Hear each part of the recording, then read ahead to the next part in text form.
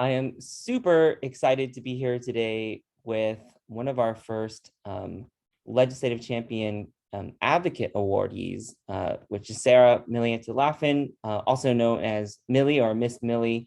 She has been a true inspiration, not just this year at the Capitol, but for numerous years. I've seen how hard she's worked and persevered through obstacles and setbacks. And that's really the life of the advocate. It's never a straight path from A to B.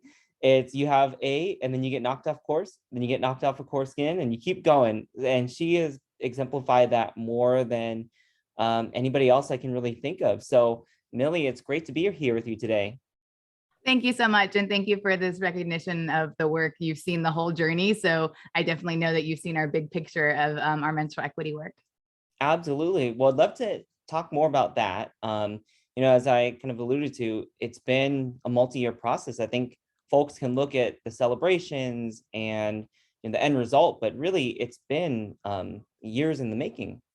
Oh, absolutely. We started this work in 2019 and what it started with was a student in my classroom bleeding through their clothing and needing menstrual products, and finding out from that point that they weren't available for free on our campus.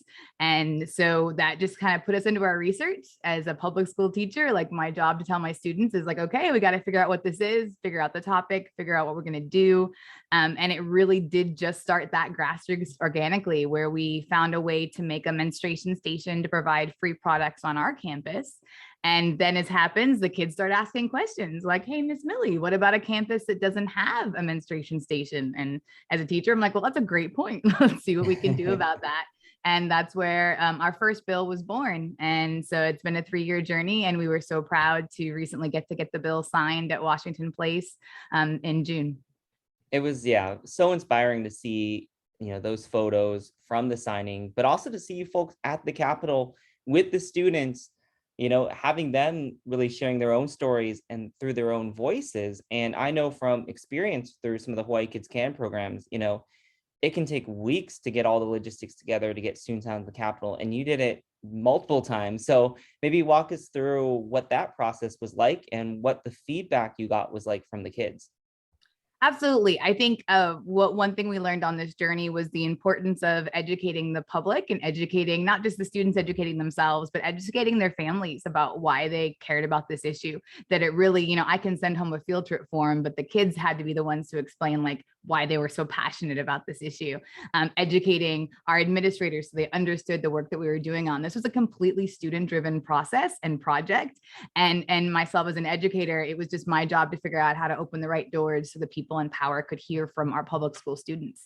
And I think that's feedback we got over and over from students, was that the legislature and the Board of Education makes rules for students all the time, but do they talk to students about the legislation that's moving forward? And student voice is really critical in this procedure of anything we want to deal with students. And so they should be included. So yeah, it was a lot. As you know, for hearings, we'd only get like a 48-hour notice. So I almost always had to have a field trip form on file ready to go. I had to have, buses are really expensive. So we had our core contingent of teacher drivers who would be ready to help us get to the Capitol when we could, because I think those were the real critical interactions that we're still hearing from legislators. Like, you know what, Millie, when your student spoke, like that touched me, like hearing from their perspective on their lived experience, like the legislators seemed to really connect with that. And I think that was the most powerful thing ever, for the students to be heard and for the legislators to understand that these kids are their constituents. Even if they're not voters yet, they still deserve to have a voice in policy. Absolutely. And, it can be intimidating to speak at the legislature. I mean, I get nervous when I do it, and I've done it so many times. So how did you help build that confidence and kind of the skills that come with, being able to present yourself well in a venue like that? I think, one thing that we had, where because we had so many years of students, that the older generation would educate the next group and kind of practice and show. And we have, now years of video footage, or you can get on YouTube and grab the testimony to see what testimony looked like. So the other students had models. So I think a huge shout out goes to that first group in 2019, 2020, who really paved the way for the other students. But I think as an educator, and as you know, as an educator, the idea of a lot of times students listen to other students more so than us. So when they took this cause on and kind of educated each other, they practiced with each other. You'd see them on phones, walking campus, practicing their speech, practicing their oration. I'm kind of a speech and debate nerd, so it was nice to kind of go in. But what was really powerful is that we had all this practice testimony. I think Zoom was super helpful, honestly, in the beginning, because it democratized testimony, and it also gave the kids, they were able to hear from other adults who were giving testimony in a way that maybe we wouldn't get to if we just got to a hearing in the moments of time. So that was huge, where they got to hear those examples to understand how testimony was supposed to go. So, and scaffolding from there. And honestly, the last round of our testimony, I didn't hear any of their speeches. I said, you know what, you've done this work, you know what you're going to do, speak from the heart and just go. And it was honestly the most powerful testimony that I'd ever heard from them. So I think sometimes as educators, we have to know just to let them go, and they know what they're doing. Yeah, it was amazing. I've never experienced anything like that, in the time I've worked at the Ledge, to see, all these students there, all of them with their own unique and personal and powerful stories. And they felt it seemed from the outside, at least, they felt very supported by each other and by the legislators. So I just applaud you for what you're doing. I mean, I think that's really at the core of what HawaiiKidsCAN has been trying to do. And, you just were so effective and so powerful that I think it's an inspiration to not just other teachers, but other community partners and individuals who are wondering, can students make a difference? Can they get involved? Thank you so much. And again, it means a lot when somebody doing this work sees the work. That's super, super exciting. So thank you so much. And thanks for cheering us on for this last 3 years. Appreciate it. Awesome. Well, I'm going to pivot for kind of our last question about where education is going, but I did want to shout you out. You've also been a great partner over the years on issues like computer science education, STEM equity, digital equity. So you've been a great partner in many different ways. So, just want to shout you out for this being a long-term partnership and the great work you do. Thank you so much for that. And congratulations on your success this session. I look forward to see what we're doing next year.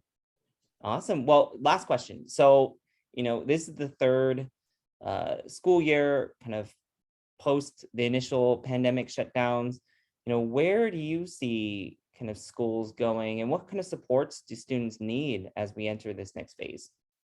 That's a great question. And I think a lot of important people are talking about this right now. I'm a big advocate for social emotional learning. That has to be included in everything that we're going to be doing with students right now. And I think sometimes I get a little made fun of for like, oh, the STEM teacher who cares about feelings. I just, we have to stop divorcing the disciplines and understand that things need to be interdisciplinary. So it's okay to support each other in multiple subjects, right? That the idea of saying that we can think about student mental health and supporting them, whether you're in a math class, a science class, a reading class, we all need to work together as public school educators to kind of support students where they are. I also think it's going to be really critical to have data that's actionable. So we need to not just have a bunch of test scores. We need to really understand where the gaps that our students might have and how we can work together as interdisciplinary teams to address those. And that's going to take more, it's going to be more than just the reading, writing, arithmetic. It's going to be a bigger process, especially over the next few years as we kind of stabilize this generation of students who have had so much disruption.